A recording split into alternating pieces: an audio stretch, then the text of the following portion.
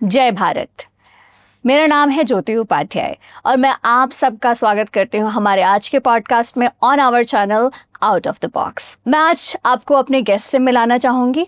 ये हैं एक प्रोफेशनल फुटबॉल कोच और लाइफ स्किल कोच। सो फुटबॉल और लाइफ स्किल कैसे एक साथ आता है जानते हैं हमारे अपने गेस्ट से। Hello sir. Hello ma'am, thank you ma'am. जय भारत। मेरा नाम सोनू कुमार है और मैं एक प्रोफेशनल फुटबॉल कोच हूँ। मैंने AFCC लाइसेंस और NIS सर्टिफाइड कोर्स किया है, जिसकी वजह से मैं एक स्पेसिफिक ग्रास रूट लेवल और एलिट लेवल बच्चों को फुटबॉल कोचिंग देता हूँ। तो जैसे पूरे वर्ल्ड में डिफरेंट टाइप्स के स्पोर्ट्स खेले जाते हैं, तो वैसे हमारे इंडिया में भी फुटबॉल का काफ़ी अच्छा धीरे धीरे स्कोप आ रहा है और फुटबॉल इंडिया में बहुत अच्छा कर रहा है। तो मेरा मानना ये था कि रूरल एरिया में, खासकर स्पेसिफिक गांव में जहाँ पे अपॉर्चुनिटीज़ नहीं होती, रिसोर्स पहुंच नहीं पाते और बच्चों को रिसोर्स की वजह से अच्छी क्वालिटी ट्रेनिंग्स नहीं मिल पाती, तो मैंने सोचा कि क्यों ना रूरल्स एरिया में भी काम किया जाए। क्योंकि बेसिकली क्या होता है कि सिटीज़ में अच्छे ग्राउंड्स होते हैं, अच्छे कोचेज़ होते हैं, अच्छी अपॉर्चुनिटीज़ मिल जाती हैं बच्चों को, बट नहीं मिल पाता। तो मैंने ये सोच के एक football coach as a join किया और एज ए प्रोफेशन चुना। और मेरे लिए बच्चों को तैयार करना ही नहीं, उनको सपोर्ट करना और बच्चों को हर तरह से मोटिवेट करना, ये मेरी लाइफ का एक बहुत बड़ा हिस्सा है। तो मैंने सोचा क्यों ना बच्चों को फुटबॉल ही नहीं सिखाएंगे, क्योंकि बच्चा ग्राउंड में आ रहा है और फुटबॉल खेल के जा रहा है तो उससे ही मेरा काम पूरा नहीं होगा, हमारे स्पोर्ट्स का काम पूरा नहीं होगा। तो मैंने कुछ लाइफ स्किल्स को फुटबॉल के थ्रू कनेक्ट किया, जैसे decision making, self awareness, confidence, empathy, interpersonal skills. इसके थ्रू कुछ एक्टिविटीज़ डिज़ाइन की जो हम बच्चों को फुटबॉल के थ्रू डिलीवर करते हैं एक्टिविटीज़ के माध्यम से। That's truly interesting. Thank you ma'am. I have a question actually on this. So, जैसा कि आपने बताया कि रूरल एरियाज में अवेयरनेस कम है and thanks to digital India, internet is taking everything everywhere, but still हमारी जनता जो है, हमारे कई व्यूअर्स हैं, उन सबको शायद फुटबॉल का ग्रेटर आइडिया ना हो। सो आप फुटबॉल के बारे में थोड़ा बताएं। What kind of game is football? Okay, तो फुटबॉल बेसिकली बहुत सालों से खेला जा रहा है, एक टीम गेम है जो कि एक हमारी टीम भावनाओं को दर्शाता है। तो फुटबॉल बेसिकली हमारा इंडिया का गेम नहीं है। ओके, फुटबॉल आपको बताओ, फुटबॉल एक ऐसा खेल है जो पूरे वर्ल्ड में खेला जाता है। तो क्रिकेट बेसिकली 15 से 20 कंट्रीज़ में खेला जाता है, बट फुटबॉल एक ऐसा गेम है जो पूरा वर्ल्ड खेलता है। और फुटबॉल खेलने के लिए हमें ज़्यादा पैसे भी खर्च करने नहीं पड़ते। हमारे पास एक बॉल होनी चाहिए और छोटा सा स्पेस होना चाहिए, तो वहाँ से हम फुटबॉल खेल सकते हैं। और स्पोर्ट्स और फुटबॉल एक ऐसा प्लेटफॉर्म है, एक ऐसा जरिया है जिसके ज़रिए एक बच्चा बहुत कुछ सीखता है। वो इतना सब कुछ सीखता है, स्पोर्ट्स जो इतनी चीज़ें सिखा देता है कि वो शायद कभी स्कूल्स और अपने कॉलेज लाइफ में भी नहीं सीख पाता। तो फुटबॉल बेसिकली विदेशी गेम है, बट धीरे धीरे भारत में उभरता आ रहा है। भारत फुटबॉल में बहुत अच्छा कर रहा है। और अगर मैं प्रेजेंट की बात करूं तो इंडियंस वुमेन्स भारत के लिए बहुत अच्छा फुटबॉल खेल रही हैं और हमारी टीम्स धीरे धीरे आगे भी जा रही हैं। करेक्ट। सो ये चर्चा का विषय रहेगा आगे के लिए कि फुटबॉल एंशिएंट इंडिया में किस तरीके से खेला गया। But for now I want to understand कि अगर कोई बच्चा फुटबॉल की शुरुआत करना चाहता है तो उसके लिए बेसिक स्किल्स क्या चाहिए? कुछ प्रायर नॉलेज या उसके पास कुछ कैपेबिलिटीज़ होनी चाहिए उस तरीके की? कैसी फिटनेस, हाइड्रेशन और न्यूट्रिशन क्या प्रोवाइड कराया जाना चाहिए उन बच्चों को जो बिगिनर्स हैं? और या गेम्स और ड्रिल्स बच्चों के डेवलपमेंट में कैसे कंट्रीब्यूशन करते हैं? अगर आप इस पे थोड़ा सा लाइमलाइट दे पाएँ। Sure ma'am, sure. Basically ma'am, सबको पता है, हम सब जानते हैं कि स्पोर्ट्स खेलने के लिए या कुछ भी चीज़ करने के लिए हमारे पास एक राइट टाइम होना चाहिए, राइट एज होनी चाहिए। अगर मैं बात करूं कि कोई बच्चा एक 20 ईयर्स में कोई अडल्ट फुटबॉल स्टार्ट कर रहा है तो उसकी फुटबॉल जर्नी बहुत डिफ़िकल्ट होगी। उसके लिए ट्रेनिंग्स करना, टाइम देना और काफ़ी चीज़ें उसके लिए इम्पॉसिबल हो जाती हैं, क्योंकि एज के साथ साथ हमारी रिस्पॉन्सिबिलिटीज ज़्यादा बढ़ती हैं। तो फर्स्ट ऑफ बच्चे की राइट एज, अगर मैं इंटरनेशनल लेवल्स पे बात करूँ तो 5 to 6 ईयर्स के बच्चे फुटबॉल ट्रेनिंग स्टार्ट कर देते हैं, ग्राउंड्स में जाना स्टार्ट कर देते हैं। बट अगर हम इंडिया की बात करें तो ऑलमोस्ट 10 ईयर के बच्चे ग्राउंड्स में जाते हैं। बेसिकली मैम, पहले क्या होता था, जो ट्रेनिंग्स होती थी वो स्पेसिफिक नहीं होती थी। एक कोच आया, बच्चों को ग्राउंड में भगाया जा रहा है, राउंड निकालो। तो उससे क्या है, बच्चा एक मेंटली स्ट्रेस भी ले रहा है, और छोटा बच्चा वो खेलने आया है, उसको बॉल चाहिए, उसको फुटबॉल चाहिए, वो फुटबॉल खेलने आया है, उसको नहीं पता उसको किक मारनी है। तो बेसिकली आज के टाइम में अच्छे ट्रेनर्स अगर राइट एज में और बच्चों को विद बॉल, जितना हो सके विद बॉल ट्रेनिंग करवाएं, स्पेसिफिक ट्रेनिंग करवाएं, तो बच्चे की जो बेसिक स्किल्स होती हैं like passing, dribbling, shooting, with ball running, तो वो बहुत अच्छी हो सकती है, जिससे बच्चे की एक नींव तैयार होती है, उसका बेस तैयार होता है। तो और फर्स्ट ऑफ ऑल बच्चा दोनों पैरों से खेले, ऑलवेज ट्रेनिंग बोथ फिट्स, क्योंकि हमारा फुटबॉल पैरों का गेम है, हम पैर से खेलते हैं, हाई इंटेंसिटी गेम है, हमें दोनों पैरों का इस्तेमाल करना होता है, राइट। तो बच्चा अगर स्पेसिफिक एज में 10 to 11 एज में अगर फुटबॉल खेलना स्टार्ट करता है और स्पेसिफिक ट्रेनिंग मिलती है, तो हमारे डेफिनेटली हमारे बच्चे, हमारे इंडिया के बच्चे, हमारे रूरल एरिया के बच्चे बहुत अच्छा कर सकते हैं, और बेसिक लेवल की ट्रेनिंग पाके धीरे धीरे अपना बेस तैयार करके अच्छे प्रोफेशनल लेवल्स पे फुटबॉल खेल सकते हैं। Correct, I totally agree with you, क्योंकि मैंने ऐसे कई इंसिडेंसेस देखे हैं कि बच्चे ग्राउंड में आते हैं और उनको फुटबॉल दिया जाता है and they start picking it up. Yes, वो हाथ से खेलने लगते हैं, पास ऑन करने लगते हैं instead of playing with feet. So किसी भी स्पोर्ट्स की ट्रेनिंग अर्ली एज पे स्टार्ट करना आप रेकमेंड करते हैं, right? Great, that takes us to the next question कि फुटबॉल से बच्चे में एक हॉलिस्टिक डेवलपमेंट को कैसे अचीव कर सकते हैं? मैम आपने भी सुना होगा और बहुत लोग जानते हैं कि जब बच्चा स्कूल्स में जाता है तो उसके फेवरेट टीचर स्पोर्ट्स टीचर होते हैं, और जब भी उसका स्पोर्ट्स पीरियड होता है तो वो वहाँ पर ज़्यादा इच्छुक रहता है पढ़ने के अलावा, क्योंकि उसको वहाँ लगता है कि वो एक ऐसा प्लेस है जहाँ पर वो फ्री है और उसको खेलना है, उसको बाकी घर की टेंशन से, पढ़ाई की टेंशन से, होमवर्क की टेंशन से फ्री होके, वो भी जो 20 मिनट्स या 35 मिनट्स 45 मिनट्स जो भी ओवर्स का उनका लेक्चर होता है उसमें खेलता है। तो फुटबॉल और स्पोर्ट्स में बच्चों को होलिस्टिक डेवलपमेंट होता है, क्योंकि जब बच्चा स्पोर्ट्स खेलता है तो उसके डिफरेंट दोस्त होते हैं जो कि अलग अलग समाज से होते हैं, अलग अलग जाति से होते हैं। और मैं आपको बता दूं, फुटबॉल और स्पोर्ट्स जो हमें चीज़ सिखाता है वो लाइफ में कोई नहीं सिखाता। सबसे बड़ी चीज़ सिखाता है फुटबॉल और स्पोर्ट्स हमें हारना मीन्स स्पोर्ट्स हमें शुरू से हमें हारना सिखाता है, जिससे हम हार के इतने मजबूत हो जाते हैं कि हमें लाइफ में अच्छे डिसीजंस लेने में, जब हम स्ट्रेस में होते हैं उस समय हमें मैनेज करने में हेल्प करता है।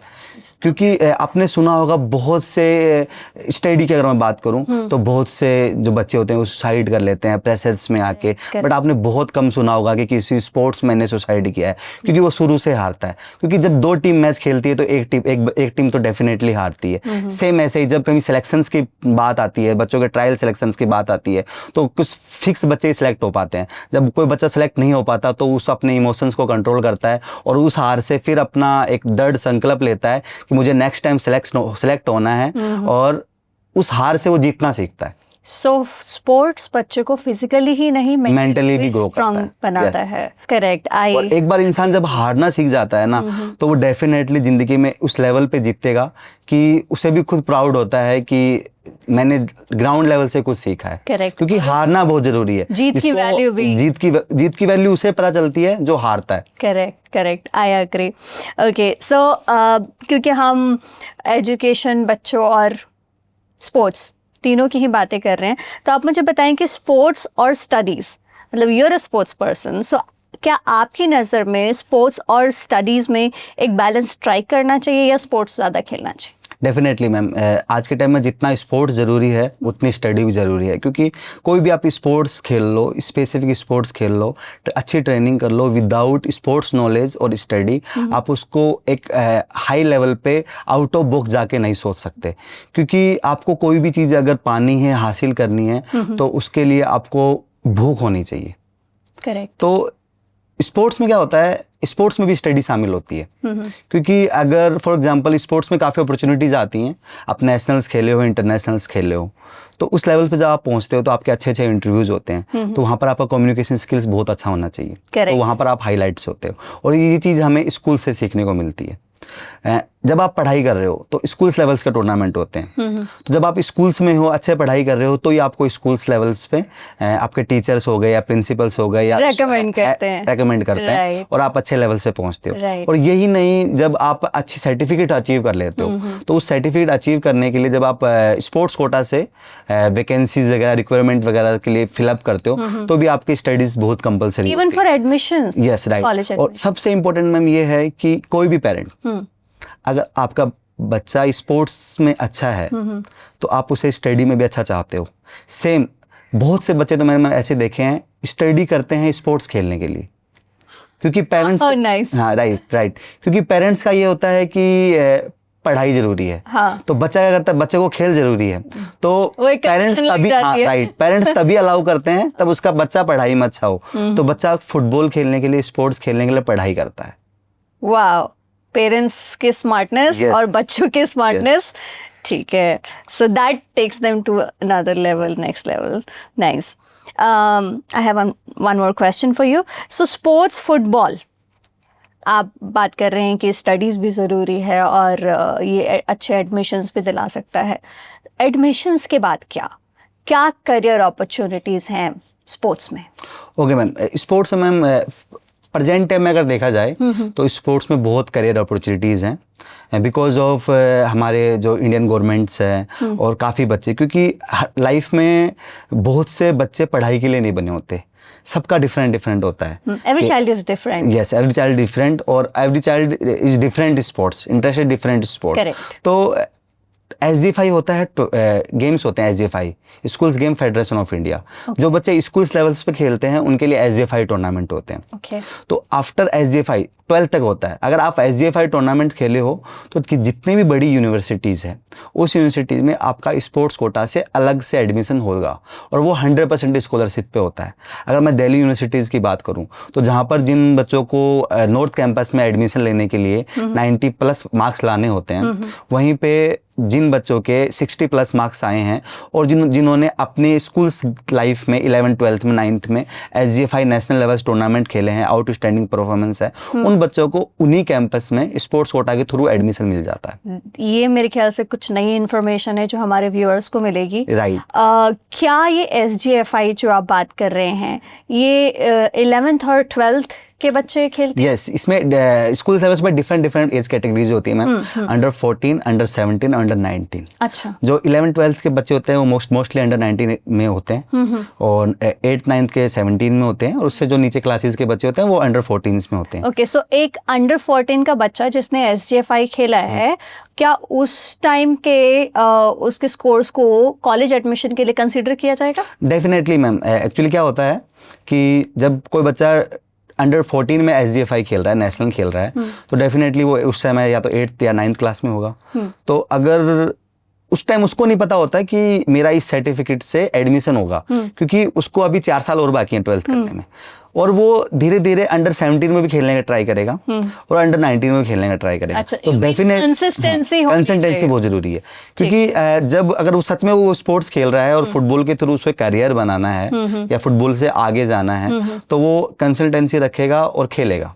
करेक्ट। जैसे ही वो 12th पास आउट होगा तो like Delhi university, BH university, lovely professional university, LNIP Gwalior, different colleges हैं जहाँ पर उन आउटस्टैंडिंग प्लेयर्स को फ्री ऑफ कॉस्ट 100% स्कॉलरशिप पे एडमिशन मिलता है। Wow, that's pure new information I guess. Okay, इसी के साथ moving on to the next question. School ecosystem में आपने काफ़ी कुछ बताया, बट क्या है कि हर बच्चा SGFI नहीं खेल सकता, राइट? या सो एक यूनिवर्सल लेवल पे स्कूल इकोसिस्टम में स्पोर्ट्स कितना ज़रूरी है और कैसे इनकॉर्पोरेट हो सकता है?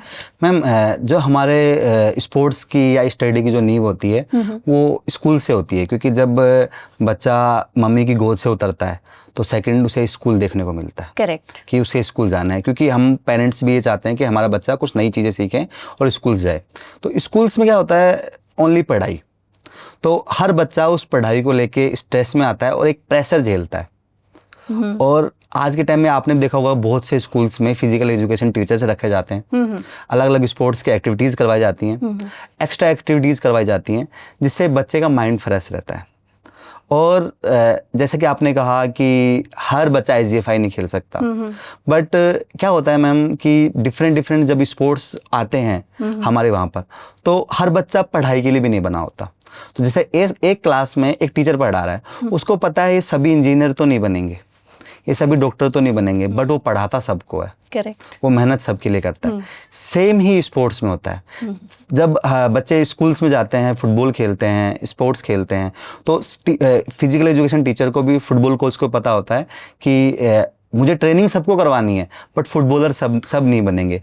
बट वो जो लाइफ में स्कूल्स में फुटबॉल और स्टडी का, और स्पोर्ट्स और स्टडी का जो बैलेंस है ना, वो बहुत ज़रूरी है। क्योंकि बच्चा 2 क्लास पढ़ा है, अगर तीसरा क्लास में उसे थोड़ा रेस्ट मिलता है, इस स्पोर्ट्स एक्टिविटी मिलती है खेलने को, देन उसका जो 2nd 4th लेक्चर होगा स्टडी का, वो मेरे हिसाब से मोर फोकस कर पाएगा। कंटिन्यू अगर आप फर्स्ट पीरियड भी, 2nd पीरियड भी, 3rd पीरियड भी कंटिन्यू जब उसको पढ़ाई करवा रहे हैं ना, तो कहीं ना कहीं वो लास्ट के 2 पीरियड में अपना फोकस खो देगा, एग्जॉस्ट हो जाएगा। बिल्कुल बहुत ज़रूरी है। क्योंकि स्पोर्ट्स एक ऐसी जगह है जहाँ पर बच्चा बहुत रिलैक्स फील करता है, फ्री होके खेलता है, और फोकस बहुत ज़रूरी है। स्पोर्ट्स हमें फोकस करना सिखाता है। करेक्ट। सो जहाँ तक मैं समझ पाई, स्टडीज़ और स्पोर्ट्स दोनों एक अच्छे गैप पे बच्चे को प्रेजेंट करना चाहिए। Yes. एक पीरियड वो स्टडी करे, एक पीरियड स्पोर्ट्स करे, दूसरा पीरियड वो स्टडी करे, तीसरे पीरियड कुछ और एक्टिविटी करे, ताकि वो फ्रेश होए और फिर फोकस करे। बट मैम हर स्कूल में, हर स्कूल इकोसिस्टम में डेली एक स्पोर्ट्स पीरियड तो आना ही चाहिए। ओके। हम नॉर्मल लेवल पे बात तो कर देते हैं कि इंडिया को मेडल नहीं आ रहा, इंडिया को मेडल नहीं आ रहा, ओलंपिक्स में मेडल नहीं आ रहा, फुटबॉल में अच्छा नहीं कर रही, क्रिकेट में अच्छा नहीं कर रही, बट उसके लिए हमें ग्रास रूट पे भी काम करना होगा। क्योंकि जैसा कि आपने कहा कि हर बच्चा फुटबॉल भी नहीं खेल सकता, SGFI नहीं खेल सकता, हर बच्चा डॉक्टर भी नहीं बन सकता। तो अगर एक स्कूल से जहाँ 400 बच्चे पढ़ रहे हैं, वहाँ पर अगर हमें एक प्लेयर भी मिलता है तो हमारे लिए बहुत बड़ी बात है। I agree. और वो कब होगा? जब स्पोर्ट्स इकोसिस्टम में स्पोर्ट्स एक्टिविटीज़ और स्पोर्ट्स के लिए फोकस किया जाएगा, और उससे डेफिनेटली स्कूल्स को भी बेनिफिट्स मिलता है, टीचर्स को बेनिफिट मिलता है, टीचर्स को भी रेस्ट मिलता है। और मैं तो ये बोलूँगा कि बच्चों के लिए नहीं, स्कूल स्टाफ के लिए भी स्पोर्ट्स एक्टिविटीज़ अरेंज की जाएं। ये कुछ नया है। So I am sure people would consider it. So I mean we have had a long conversation. इतनी सारी बातें हमारे व्यूअर्स से शेयर करने के बाद, जिसमें आपने स्पोर्ट्स की इम्पोर्टेंस की बात की, कैसे आप फुटबॉल को रूरल एरियाज़ तक लेके जा रहे हैं, और कैसे उनको स्पोर्ट्स के अलावा उनको लाइफ स्किल्स भी दे रहे हैं ताकि वो एक अच्छे इंसान बने, एक अच्छे ह्यूमन बीइंग बने, along with becoming a sports person.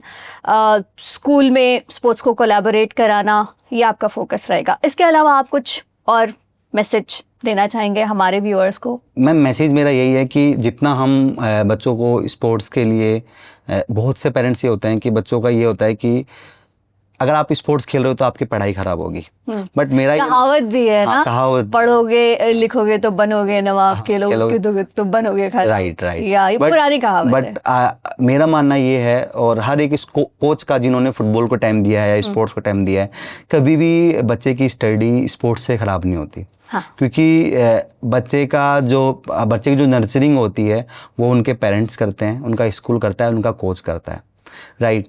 तो जिस दिन पेरेंट्स ये जानेंगे और सीखेंगे कि बच्चे खेलने से बच्चा ख़राब नहीं होता, उसकी नर्चरिंग ख़राब नहीं होती, फुटबॉल और स्पोर्ट्स उन्हें वो सब चीज़ सिखाता है जो शायद स्कूल्स नहीं सिखाते।